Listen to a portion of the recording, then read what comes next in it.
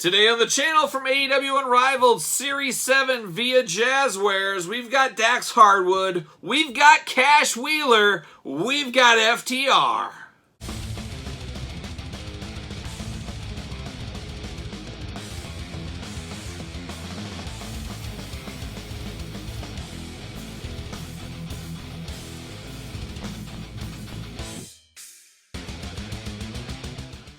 Welcome everyone, Kyle here, and welcome back to the channel for another AEW Unrivaled Series 7 unboxing and review via Jazzwares, of course. And today, we've got Dax Harwood, we've got Cash Wheeler, we've got FTR. Don't you be calling them the Revival, they're FTR now. And honestly, one of my favorite, if not my most favorite, tag team currently going today.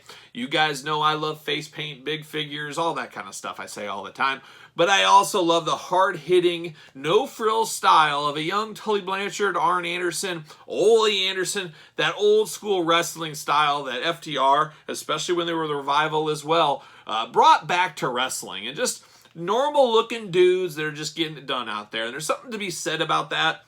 When everybody's got a crazy gimmick and flashiness and stuff, sometimes you need these kind of guys, these kind of characters to bring things back down to reality. And I love the hard-hitting, hard-nosed wrestling style. So you guys know I'm a big fan. And I actually met these guys with my daughter. They were still the Revival at the time and just really cool guys. They spent a lot of time talking to my daughter. And I said, I'm the bigger fan. Can you talk to me a little bit more? But no, they talked to her. And Dax Harwood was really nice to her as well, talking about her shirt and how his daughter had the same kind of shirt and all this stuff. So really cool guys, spent a lot of time just hanging out and talking, so that was a really cool thing. And they are, of course, now the FTR in AEW, where they were the Revival in the WWE. I don't know. I had really high hopes for them in AEW. I feel like they haven't gotten to where they need to go quite yet there. A lot of stumbles, a lot of starts, a lot of stops. Doesn't seem to be featured as much as I feel they should be. I would love to see them have a tag team title run, and I gotta think the future's bright for them. They'll have a tag title run one of these days, so hopefully they do. So there's a little history, a little backstory of my thoughts on these. So when these two figures were announced to be in the Unrivaled line, you know I was excited. Sign me up. This is what I want. These are characters I like. However, I'm not so sure. Hopefully they look a little bit better outside of the package. But we're going to do this review like we do all the other reviews on the channel. We're going to take a look at the figures. We're going to take a look at the box, I should say. We're going to talk about it. We're going to unbox it. We're going to talk about it. We'll see where it goes from there. But let's start. I don't know. Does it even matter really where you start? I guess we'll start with old Dax Harwood. There's that classic Superstars packaging, inspired packaging, I should say. That's one thing I do love about this packaging, but the thing I don't like, which is very classic Superstars, is how the packaging can get damaged and beat up. And I did get these from Ringside Collectibles, of course. Use discount code Kyle, save 10%. But this is probably the most beat up set I've gotten in some time, if ever. So I don't know if they've had shipping issues. These seem to ship in a set straight from Jazzwares, so they go straight in a full set from Jazzwares to Ringside. Ringside just puts their labels on it, slaps it out. That seems to how it goes. So I don't know. I can't blame Ringside, really. It's more postal and wherever the freighters and all that kind of stuff. And I know there's some trying times right now. But I think instead of being Ringside's fault or something, I think it's Jazzwares' fault. As I've seen, and we'll see these throughout these reviews this week, some of the glue not being as good as it could have been, and some things like that. So I wanted to point that out before I forget. But we're accustomed to this packaging by now. We're 7 series in. We got that goldish background. We got the gold top up here, AEW logo. Love little glamour shot there, Unrivaled, of course. And then there's old Dax Harwood in the package, just looking only like he can look. On the side, number 54 and Series 7. There he is, AEW line right there. And then on the side, you got AEW, and then you got a little A down here. As we know, if you stand these all side by side, they spell something out. Seems to be in Series 7, it's going to say Tag Teams is what it looks like, or Tag Team, so I don't know if the S will come in later. But that makes sense. This is a very tag team heavy set with the FTR and the Young Bucks in here. So that does make sense. But for those of you guys that like to know what it spells out, there you go. You got warnings, UPCs on the bottom. And on the back, got that big glamour shot. We got the autograph. We got the cross sell across. Very cool as well. And then we got Series 7, All Out 9/5/2020, Jacksonville, Florida is where this represents. But it's funny how they have the picture of him in the green trunks here. And then he's wearing white trunks here. So this picture must not represent that, or the other way around. Confusing times we're living in. But I don't know. You got Lance Archer, you got Dax Harwood, Cash Wheeler, Nyla Rose, and the Young Bucks in this set, of course. So there it is. I think I looked it over. Now it's time down to get to the brass tacks. Let's see what's going on inside. I do like how hard these are to open. It stops these figure swappers. We still see figure swappers out there with these, but you see them a heck of a lot more in the Mattel figures than you do these figures. I think that is fair enough to say.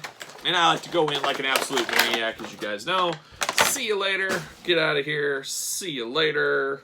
See you later. There it is. All right, how about a little plastic prison for old Dax? There he is. Very Arn Anderson, Tully Blanchard inspired jackets with the trunks. Always a good look. It's a classic look.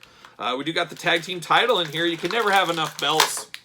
We know AEW is sending out, or Jazzwares, I should say, is going to have an Amazon exclusive belt pack coming very soon, so that's interesting. It says World Champion. A lot of good detail on this. The gold, the black is always good with the white on the AEW letters, and then a really nice blue background here. So a phenomenal belt. I like this one a whole lot. I think it's a good look. It's a good look, and I'm glad they both come with tag team titles. So there you go. Now we got to pop him out of the package. Let's see what happens here. Come on. Hard to get out. Jeez. There it is. See you later. So I hope they have more tag title runs in their future, of course. Like I said, this is probably my favorite tag team currently going today. All right, now first thing I noticed, I get this out of the package, and one thing that just irks me a little bit is we got the Polly Pocket style jacket here. And I'm trying to, I guess we've had this before, but cloth means so much more on something like this. These, it feels like Mattel from years ago, and Mattel still does these as well. Just these jackets aren't good because you have no arm mobility. You have no mobility here at all. So it is frustrating there. It does button in the front, just like we've seen before with this style of jackets. I get what they're going for, but it's not what I'm looking for. Then you do have a knee brace on him. I like the knee brace. I don't know if I've ever seen this knee brace before. Much better than the hard plastic ones we've received from Mattel. I like this. This is softer rubber. That just is cooler, makes a bit more sense, looks a bit more realistic from where I sit. And then, of course, you got the knee pads here. You got white trunks. There's not a lot of detail on this. This is just, not a lot of flash with the FTR. They just get after it. No removable hands, too. That was one thing I noticed with this set. There's no hands in any of them, including this one. So, no fisted hands. That is a big miss. I don't know what's going on. Very, very much a lack of fist hands in the AEW Unrivaled lines. If you're a kid and you're playing out there, you want to be able to throw some fists with your guys, and you can't do that. And then another annoying thing, I know why they do it. They don't want to damage the plastic and stuff, but for you inbox collectors, it is so annoying to see these plastic little garbage bag things wrapped around the kneecaps, wrapped around the body. It just sticks out like a sore thumb to me, so I'm not a big fan of that. Of course, removable hands, all that kind of stuff. I'm going to try to get this jacket off so I can get all this plastic off, everything else. Not the easiest. These Polly Pocket jackets just annoy me. They're so hard to get on and off. It's just a lot of work. And then you're left with Dax here with his arms wrapped in bags. There you go. Pull that one off. Pull that one off, of course. Now let's put these hands back on so he looks like a regular human being. Possibly. Oh my gosh, come on. Boy, I would have liked to see some fisted hands. But then we get to the articulation. You got the double-jointed knees, of course. You got the thigh swivel. You got the legs that split up and round all around. They go everywhere you'd imagine. You got the waist that moves. You got the diaphragm. You got the arms that go up and down. You got the bicep swivel. You got double-jointed knees and double-jointed elbows. Head is removable, of course. Rotates, all that kind of fun stuff going on there. We even got a little wrap around the waist here. Gosh, there's just a lot of that. And I just feel it does take away from the figure. This one you got to really go all out. You got to really take some work to get these guys out of their packaging here. But one thing that is nice about these figures, I mean, you can really mold them and change them and do whatever you want. They really are great for you customizers out there. There's a lot of stuff that can be done with these. That is pretty cool. Gosh, he's also got it around his kneecap too, so I got to get that off as well. And I'll get that one later. That's going to take forever. But it's an okay figure. Not a lot of bells and whistles here. But here's where it really does lose me. The Polly Pocket jacket, I would have liked soft goods. Or maybe no jacket. Maybe some extra fist or something. I might have been okay with that even. We got a painted on elbow pad. I would have liked to see a real elbow pad, but you can't have that with the jacket, so that is understandable there. The knee brace is probably the best feature of this figure here. I just love the new style of knee brace. I think that is very smart. But the head is where I'm really lost. The face scan does not look like Dax Harwood at all to me. It's just totally not Dax Harwood. I don't know. If you took this head off and showed it to somebody and said, who is this? They're probably not going to say Dax Harwood. He's got a little bit of Carl Anderson vibes to him. There's a lot of different ways this could go, but I just don't feel like this captures the look of Dax Harwood. So let's compare it to his Mattel. Might as well. I have this hanging right here. This is from the old NXT line, back when they were the Revival. And I got to say, this is the superior figure as far as this scale of figures go. I'm going to put this one above this one. It's just the head scan really takes this one down for me. This gets it. I mean, this isn't true effects. This is old school, but this one, head sculpt wins. And on a figure like this that's pretty plain, I think we all agree it's pretty plain, a bad head sculpt takes this one down a couple of notches. So that is unfortunate here. Yeah, it is unfortunate. But everything else, this is a great customizer, a great start for a body out there for some of you guys that customize figures and things like that. So there's some opportunities there. But there it is. That's Dax Harwood. So let's take a look at Cash Wheeler next. I got to think we'll have some similarities and maybe some differences here. We'll see. We'll see. But there's old Cash. He's got the same type of jacket going on, same kind of gear. We got the tag title. We got the glamour shot, Unrivaled. AEW at the top there. Number 55 in Series 7. You can see right there, AEW. And there's the other side. And then the back, of course. There he is wearing the green. So this does match the glamour shots on the back of the other one. So I'm not sure where are the dates. Are the picture wrong? Is the date wrong? Something there. You got the cross sell. Like I said, 9/5/2020, Jacksonville, Florida. All out. Easily look that up if you want to, I'm sure. But let's get him out of the package. Old Cash Wheeler suffered a crazy freak injury. How about an injury? Suffered a crazy injury just recently. Ripped his bicep open on the post. See you later. It's crazy. See you later. Blood everywhere. We saw it on TV briefly. And there he is in the plastic prison, of course. He does come with the tag team title, like I said. I love that. Love to have matching tag titles, so it's good. Like I said, hopefully the FTR gets the titles again. Let's get them as tag champions. I feel like they need a longer run with the belts. See you later. And I think we'll get that one of these days. So very much a lot of similarities here between him and Dax, as it should be. They are a tag team. Jackets are similar, but you know what I say? Different. So everything is the same except the little emblem. You got the D here, and then I don't know what this is supposed to be. It looks like it says CA. I don't know. I don't know what that is. I guess I can't tell, but it says CA, and it looks like a little silhouette of him in a little pocket there. So that's interesting. So there's a little bit of differences between the coats, but not a whole lot. But I'm okay with that because they are a tag team. But once again, soft goods would have been a lot better. Very similar to Young Bucks Series 1. I would have liked to see some soft goods with these. Maybe that's just me. I don't know. Same hand structure going on here. I was going to say, do we got a lot of reuse here? We got the same boots. Yeah, same boots. A lot of reuse. Yeah, a lot of reuse here. But once again, the glaring issue with the Dax figure is the same thing I see with Cash Wheeler here. It's the head sculpt. Just not good. It's just not a good head sculpt. If you took this head sculpt and said, who is this? I don't know if the average Joe out there, or even the hardest of hardcore collectors, would say, oh yeah, it's Cash Wheeler. I think it's a hair better than Dax Harwood's, but it's still missing something. The eyes are a little bit off.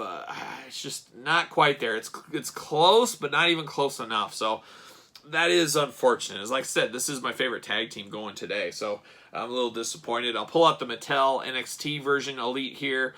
And yeah, this one isn't perfect either, but it does look more like him than this one does. He does have the tattoo on the back of his Mattel. I'm going to be interested to find out, do we have the tattoo on the back of Cash Wheeler? I got to think we will. What do you guys think? Do you think we'll have a tattoo back here? Or do you think they left that off? And once again, it's always a pain getting these coats off. They take forever. There it is. Oh, we got the tattoo. What do you know? Perfect. Well, I'm glad. I mean, I didn't want to have to complain about that. See you later. Get this plastic off everywhere. Jeez. There it is. See you later. All right, so we did get the tattoo here, but I will say, I'm not sure which one's more. It's apparently been updated because it's a lot different than Mattel one, so he must have had some work done. I guess I didn't pay close enough attention to his tattoo, but he's got some work done there. So it's much, much bigger than the Mattel version. But then he has his side tattoo here on the Mattel version, and then he has the same one on the AEW version, and the Mattel is bigger on the side one, and it's smaller here. So I'm not sure, once again, which one is right, what is the correct way for Cash Wheeler's tattoos to go. I guess you guys probably know, and I can probably look it up as well. Articulation-wise, the exact same as Dax Harwood. All the same articulation. Once again, he's got that chest piece, it's got all that plastic going on. There it is. I wish they could find... I like that they do that to protect the figures, but it just is annoying.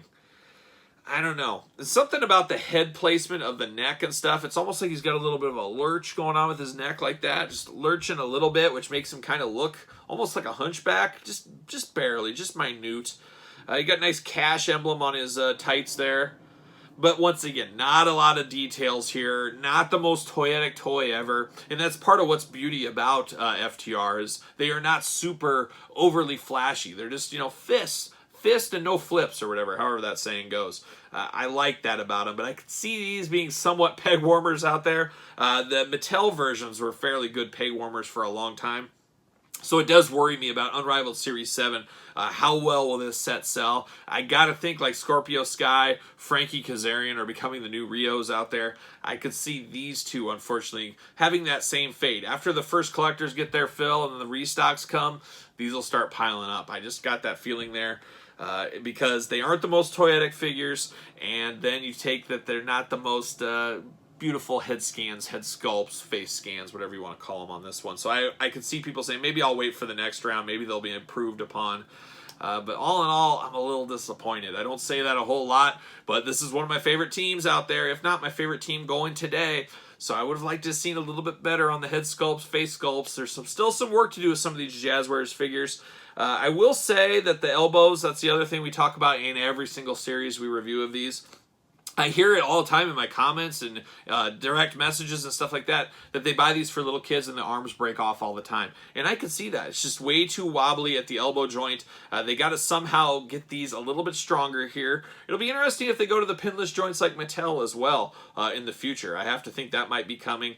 But I wish they could tighten up and make this a little tougher, because a lot of kids are breaking these toys. There's nothing worse than breaking your toy when you're little, especially if you can't get a replacement. So hopefully, I always say that rallying cry in all my AEW videos. I'm going to say it again here. I still see the same issues with the elbow joints on these. And there it is. So I don't know. I'd be interested to hear what you guys think. If you have these yet, or if you plan on picking them up at all, are these going to be must-haves for you? Or are you going to wait? Are you hoping for a better set down the line? Or do you think these are great? I mean, it's everybody's opinion. I'm just one guy, just one guy's opinion. Yours could be totally different than mine. But guess what? I'd like to hear your opinion down in the comments. Make sure you like this video. Make sure you turn the notification on and subscribe to the channel. We're going to do the rest of the set. At the very end of the week, we're going to rank the set from my favorite figures to my least favorite. So definitely want to stay around for that. Follow me on social media at SirPaul64 on Twitter, Instagram, _Kyle_Peterson, and of course, ProWrestlingTees.com. Search Kyle Peterson. So for FTR and the Revival, I'm Kyle. See you guys all real soon.